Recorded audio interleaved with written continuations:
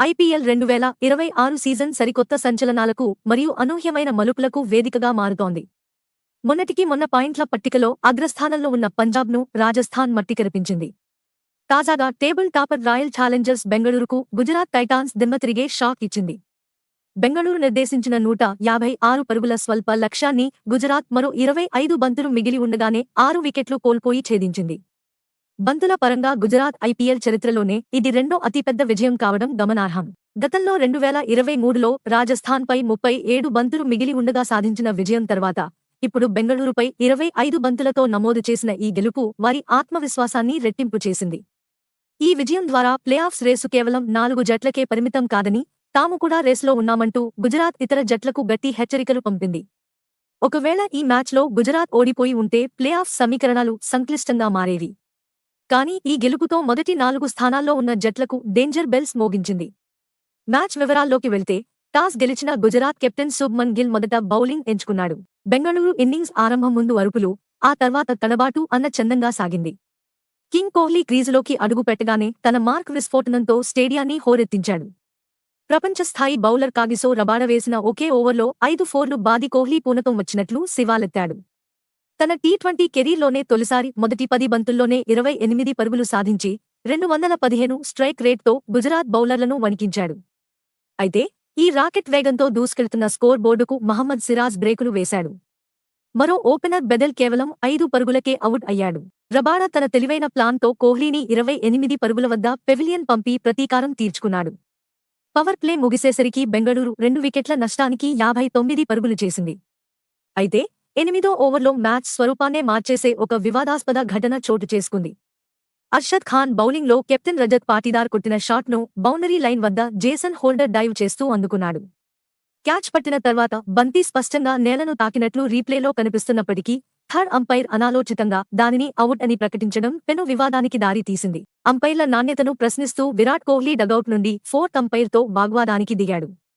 ఆ నిర్ణయం ఎంత తప్పో అది తెలియజేసింది. ఐసీసీ నిబంధనల ప్రకారం మైదానంలో అంపైర్ల తప్పిదాలను బహిరంగంగా విమర్శించకూడదు కాబట్టే మ్యాచ్ అనంతరం పాటీదార్ ఈ విషయంపై నేరుగా స్పందించలేకపోయాడు.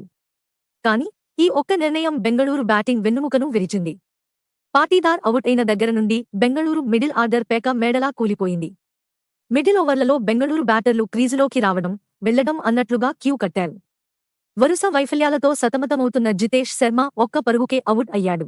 భారీ హిట్టర్లు టీమ్ డేవిడ్, కృణాల్ పాండ్యా బాధ్యత లేకుండా సింగిల్ డిజిట్ స్కోర్లకే వికెట్లు పారేసుకున్నారు.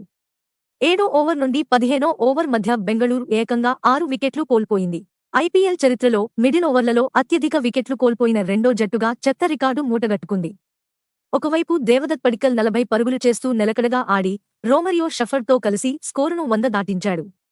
అయితే రషీద్ ఖాన్ వేసిన మాయాజాలానికి పడిక్కల్ క్లీన్ బౌల్డ్ అయ్యాడు.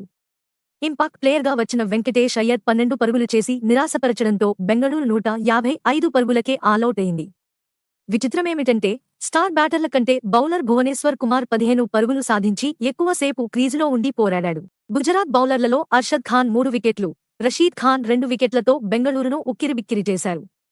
156 పరుగుల లక్ష్యంతో బరిలోకి దిగిన గుజరాత్ టైటాన్స్కు శుభ్మన్ గిల్ సునామీ లాంటి ఆరంభాన్ని ఇచ్చాడు. భువనేశ్వర్ వేసిన తొలి ఓవర్లోనే 4 సిక్సర్తో హెచ్చరించిన గిల్, జోష్ హేజిల్వుడ్ వేసిన రెండో ఓవర్లో ఆకాశమే హద్దుగా చెలరేగిపోయాడు. 3 ఫోర్లు, 2 సిక్సర్లతో ఆ ఓవర్లో ఏకంగా 24 పరుగులు రాబట్టి బౌలర్లకు దడ పుట్టించాడు. టీ20లకు తాను సరిపోనన్న విమర్శకుల నోళ్లు మూయిస్తూ కేవలం 10 బంతుల్లోనే 35 పరుగులు సాధించి గుజరాత్ జట్టు తరపున సరికొత్త రికార్డును నెలకొల్పాడు. గిల్ ధాటికి హేజిల్వుడ్ 4 ఓవర్లలో ఏకంగా 56 పరుగులు సమర్పించుకుని దారుణంగా విఫలమయ్యాడు. అయితే భువనేశ్వర్ కుమార్ తన అనుభవంతో గిల్ను 43 పరుగుల వద్ద, బట్లర్ను 39 పరుగుల వద్ద అవుట్ చేసి మ్యాచ్లో ఉత్కంఠ రేపాడు. గిల్ అవుట్ అయినప్పుడు కోహ్లీ చూపించిన అగ్రెసివ్ సెండ్ ఆఫ్ మైదానంలో వేడిని పెంచింది.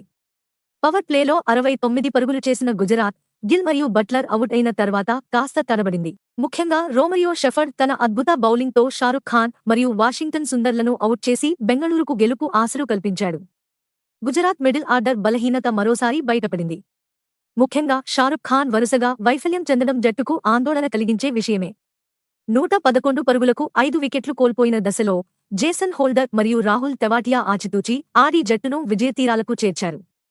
బెంగళూరు కెప్టెన్ రజత్ పాటీదార్ తీసుకున్న కొన్ని నిర్ణయాలు విమర్శలకు దారి తీశాయి. క్రీజులో లెఫ్ట్ హ్యాండ్ బ్యాటర్లు ఉన్నప్పటికీ కేవలం మ్యాచ్ అప్స్ లెక్కలు వేస్తూ స్పెషలిస్ట్ స్పిన్నర్ కృణాల్ పాండ్యాకు ఒక్క ఓవర్ కూడా ఇవ్వకపోవడం బెంగళూరు పాలిట శాపంగా మారింది.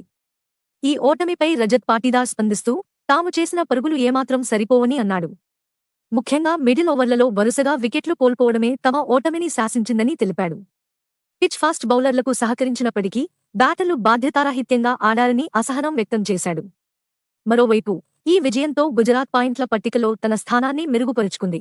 రాబోయే 5 మ్యాచ్లలో 3 మ్యాచ్లు టాప్ టీమ్స్తోనే ఆడబోతుండటంతో టోర్నమెంట్ మరింత ఆసక్తికరంగా మారింది. ఆర్సీబీకి ఈ ఓటమి ఒక చేదు గుణపాఠం లాంటిది. తమ మిడిల్ ఆర్డర్ వైఫల్యాలను సరిదిద్దుకోకపోతే ప్లేఆఫ్స్ రేసులో ఇబ్బందులు తప్పవు. మొత్తానికి గిల్ మెరుపులు, కోహ్లీ అగ్రెషన్ మరియు అంపైర్ల వివాదంతో కూడిన ఈ మ్యాచ్ IPL 2026లో ఒక మరుపురాని పోరుగా మిగిలిపోతుంది. ఈ వీడియో నచ్చితే లైక్ చేయండి, మన ఛానల్ సబ్స్క్రైబ్ చేసుకోండి, మీ అభిప్రాయాలు కామెంట్లో చెప్పండి.